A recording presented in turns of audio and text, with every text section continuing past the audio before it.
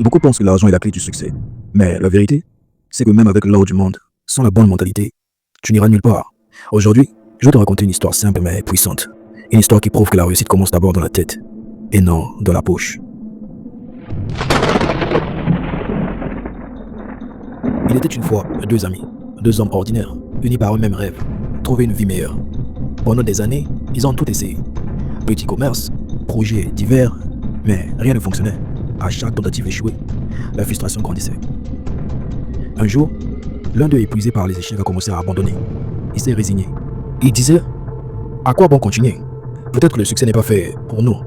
Mais l'autre, malgré les défaites, gardait foi. Il lui a dit, frérot, tant que tu es en vie, tant que tu as la santé et la force, tu as encore une chance.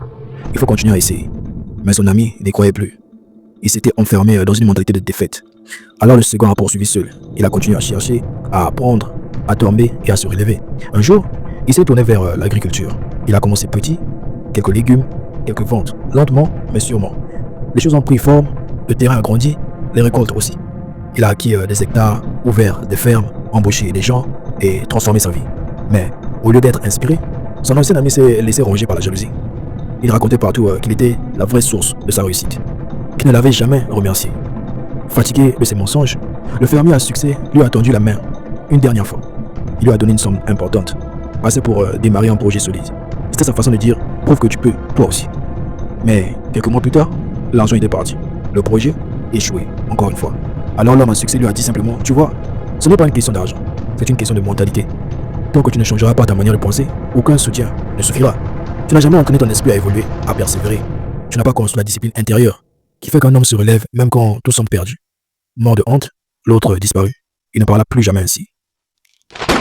Cette histoire nous enseigne une vérité profonde. La réussite ne commence pas avec les moyens, elle commence avec l'état d'esprit.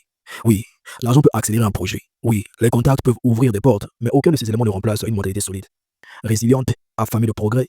Ce qui fait la force d'un homme, ce n'est pas ce qu'il a, mais c'est ce qu'il est. Pas son compte bancaire, mais son système de pensée. Pas ses possessions, mais sa capacité à se relever. Alors, à toi qui m'écoutes, ne cherche pas d'abord les opportunités extérieures. Cherche à forger ton esprit, travaille ton mental, éduque-le à l'effort, à la discipline, à la patience. Parce qu'un homme pauvre d'esprit restera pauvre, même avec des millions. Mais un homme riche de mentalité peut transformer une graine en empire.